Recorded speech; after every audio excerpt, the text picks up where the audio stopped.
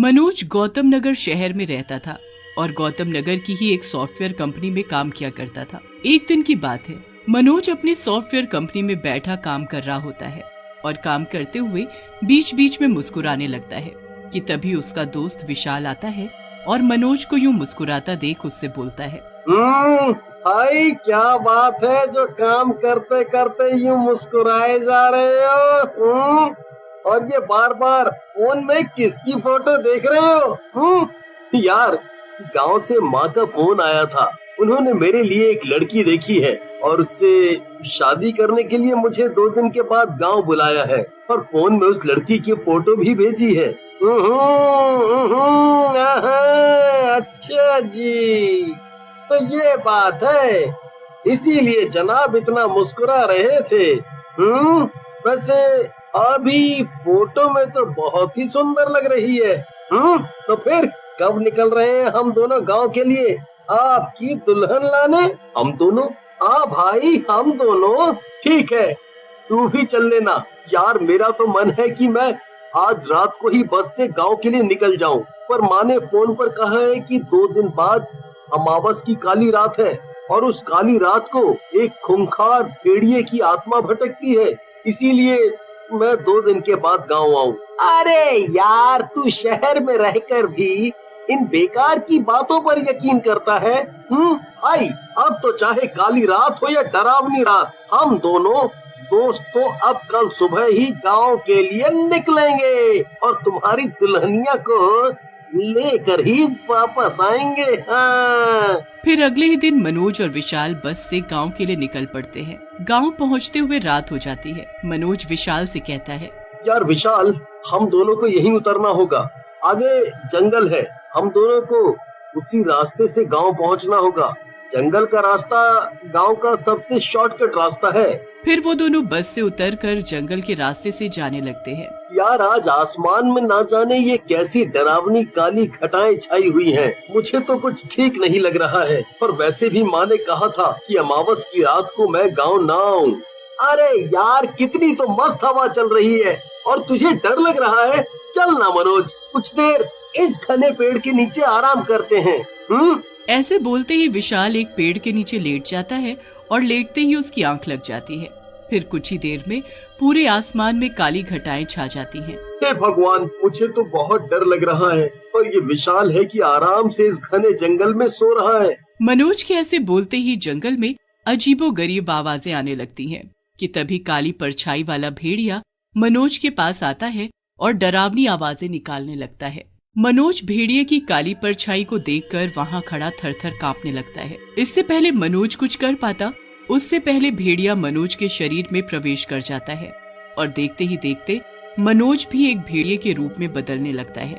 उसके शरीर पर बाल आने लगते हैं, नुकीले बड़े दांत और लंबे नाखून निकलने लगते हैं।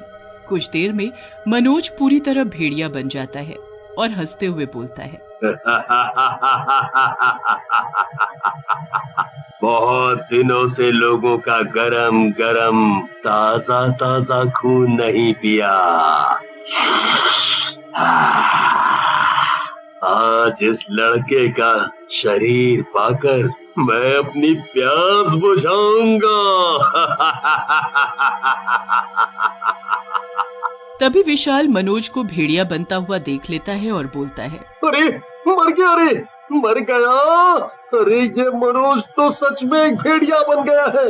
इसका मतलब भटकते हुए भेड़िए की आत्मा इस मनोज के शरीर में चली गई है। अरे वाह, क्या बात है, मेरा शिकार खुद ही मेरे पास आ गया है। अब तो मैं तुझे नहीं छोड़ूंगा। इतने खून से मेरा क्या होगा? इससे तो मेरा एक दांत भी गीला नहीं हुआ। ऐसे बोलकर भेड़िया अपने शिकार की तलाश करता हुआ जंगल से बाहर सड़क पर आ खड़ा होता है कि तभी उसकी नजर पास आ रही एक बस पर पड़ती है। जैसे ही वो बस पास आती है, भेड़िया उस बस पर हमला कर देता है और डरावनी आवाज निकालते हुए बोलता है, अरे वाह रे वाह, आज तो मेरे मजे ही आ गए। एक साथ इतने सारे लोग। अब मैं एक एक करके इन सभी का खून चूस लूंगा। लेकिन भेड़िया एक एक करके सभी लोगों को काट कर उनका खून पी जाता है और फिर वापस जंगल में चला जाता है। फिर कुछ ही देर में सुबह हो जाती है और भेड़िया मनोज के शरीर से बाहर निकल जाता है। मनोज डरता हुआ गांव पहुंचता है। अरे मनोज, तुम? और हमने तुमको कहा था ना कि 2 दिन के बाद गांव आना, फिर काहे इतनी जल्दी गांव आ गए? और क्या बात है, तुम इतना घबराए हुए काहे हो? मनोज अपने मन में सोचता है। अगर माँ को भेड़िए वाली बात बता दी तो वो मुझ पर बहुत गुस्सा करेंगी, इसीलिए अभी मैं उन्हें कुछ भी नहीं बताऊंगा। अरे कुछ नहीं माँ, वो क्या है कि सफर करते करते काफी थकावट हो गई है, कुछ देर आराम करूंगा तो ठीक हो जाऊंगा। रात को जब मनोज और उसकी माँ खाना खा रहे होते हैं तो मनोज की माँ मनोज से कहती है, बेटा तुम्हें हमने कहा था कि 2 दिन के बाद गाँव आना, पर तुम्हें तो सब्र ही ना हुआ जो अमावस्या की रात को जंगल के रास्ते आ गए। अरे कमबख्त, अगर तुम्हें कछु हो जाता तो मेरा क्या होता? वैसे ही उस भेड़िए के आतंक से पूरा गांव सहमा रहता है, पर तुम्हें तो शादी करने की इतनी जल्दी पड़ी है कि अमावस्या की रात को ही गांव आ धमके। अरे माँ, अब तुम ये सब बातें छोड़ो और ये बताओ कि कब मिलवा रही हो मुझे मेरी होने वाली दीदी से?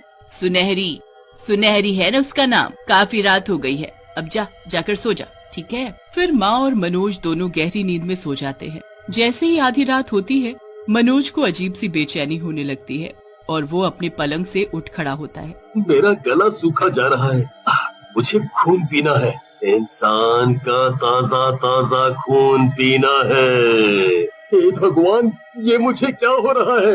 ये मैं क्या बोले जा रहा हूँ? फिर कुछ ही देर में मनोज फिर से भेड़िया बन जाता है और अपने शिकार की तलाश में पूरे गांव में घूमने लगता है। मनोज की माँ मनोज को भेड़िया बनते देख लेती है। हे भगवान, लगता है भेड़िए की आत्मा हमरे बेटे मनोज के शरीर में प्रवेश कर गई, तभी मनोज आधी रात को भेड़िए के रूप में बदल गया है। ये सारे गांव वाले कहाँ मर गए? प्यास के मारे मेरा गला सूख रहा है, यहाँ तो मुझे कोई मिलने से रहा। ऐसे बोलकर भेड़िया फिर से जंगल के बाहर सड़क पर जाकर खड़ा होता है और बस का इंतजार करने लगता है। जैसे ही बस आती है भेड़िया उस बस पर छलांग लगा देता है और जोर जोर से आवाजें निकालने लगता है। भेड़िए को देखते ही बस में बैठे सभी लोग चीखने चिल्लाने लगते हैं। कोई नहीं बचेगा मेरे वार से, मैं तुम सभी का खून पी जाऊंगा और अपनी प्यास बुझाऊंगा। ऐसे बोलते ही भेड़िया सभी को मारकर उनका सारा खून पी जाता है और सुबह होते ही भेड़िया मनोज के शरीर से बाहर निकल जाता है। मनोज घर जाकर अपनी माँ को भेड़िए वाली सारी बात बताता है। बेटा तुम चिंता मत करो, सब ठीक हो जाएगा। ऐसे बोलकर माँ मनोज को लड़की दिखाने ले जाती है। मनोज और सुनहरी एक दूसरे को देखते ही पसंद कर लेते हैं। माँ सुनहरी के पास जाती है और बोलती है, बेटी तुम्हें मनोज पसंद तो है ना? जी माँ जी, पर क्या बात है, आप काफी परेशान लग रही हैं। बेटी मैं तुम्हारे साथ धोखा नहीं कर सकती। फिर माँ सुनहरी और उसके पिता को भेड़िए वाली सारी बात बता देती है। मैं अपने बेटे को ना खो दूं, इस डर से ये भेड़िए वाली बात मैंने किसी को नहीं बताई। आप चिंता ना करें, हम सभी मिलकर आपके बेटे को उस शैतान भेड़िए से मुक्त करा कर ही रहेंगे। हाँ। फिर आधी रात होने से पहले ही सुनहरी के पिता कुछ गांव के लोगों के साथ मनोज और उसकी माँ को मंदिर ले आते हैं। पुजारी जी मनोज को माता की मूर्ति के आगे बैठाकर पूजा शुरू कर देते हैं। जैसे ही आधी रात होती है मनोज फिर से भेड़िए के रूप में आ जाता है।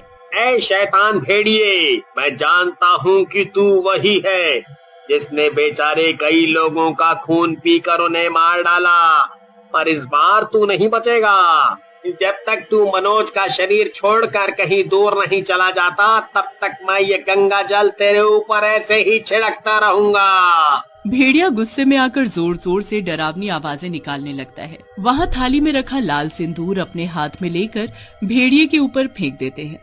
भेड़िए के शरीर पर माता का सिंदूर पड़ते ही भेड़िया दर्द से कराहने लगता है और देखते ही देखते वे मनोज के शरीर से बाहर निकल जाता है। अब तो मैं इसी मंदिर में अपने बेटे मनोज की शादी सुनहरी से करवाऊंगी। फिर मनोज और माँ पुजारी जी और सुनहरी के पिता का धन्यवाद करते हैं और अगले ही दिन मनोज की माँ और सुनहरी के पिताजी खुशी खुशी गांव के मंदिर में मनोज